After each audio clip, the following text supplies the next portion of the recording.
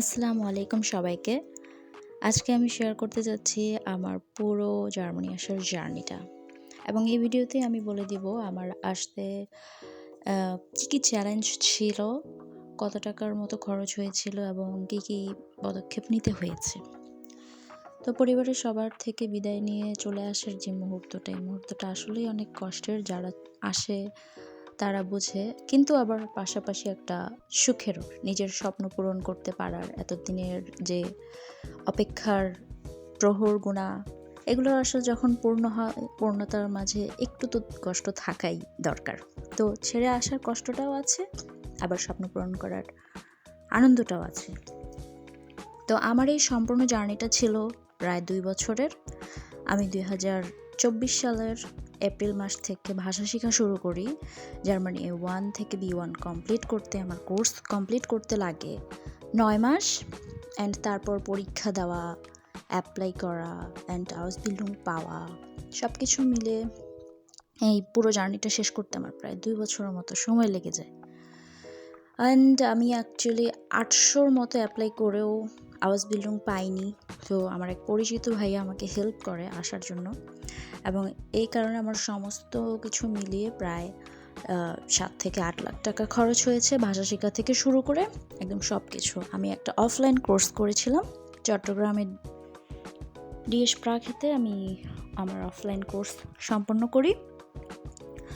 তো সেখানে আমার 9 মাস লাগে এবং সব কিছু মিলিয়ে তো যতই টাকা খরচ হোক, তারপর আলহামদুলিল্লাহ আল্লাহ আমার স্বপ্নটা পূরণ করেছে। এই যে জায়গাটা দেখছেন, এটা হচ্ছে কায়রোর এয়ারপোর্টটা। এখানে আমার ট্রানজিট ছিল। কায়রোর এয়ারপোর্টটা বাংলাদেশের এয়ারপোর্টের মনে হয় 10 গুণ বড় হবে। এত বড় একটা এয়ারপোর্ট। আমার টার্মিনাল খুঁজে পেতে আমার প্রায় 3 ঘন্টা লেগেছিল। আমার ট্রানজিটের সময় ছিল প্রায় 10 ঘন্টার মতো।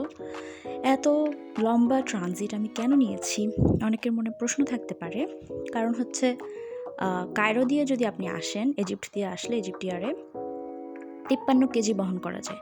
অ্যান্ড প্রথমবার দেশে বাইরে যারা যায় তারা সবাই জানে যে আমাদের অ্যাকচুয়ালি একটু বেশি ওজন নিতে পারাটা আমাদের জন্য বেস্ট হয়, কারণ আমাদের অনেক কিছু নিতে হয় প্রথমবারে যাওয়ার জন্য। সেকেন্ডবার হয়তো এতটা লাগে না।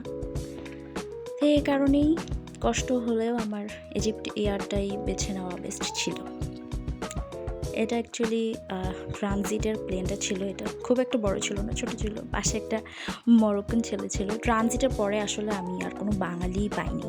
তো আমার মনটা একটু খারাপ হয়েছিল।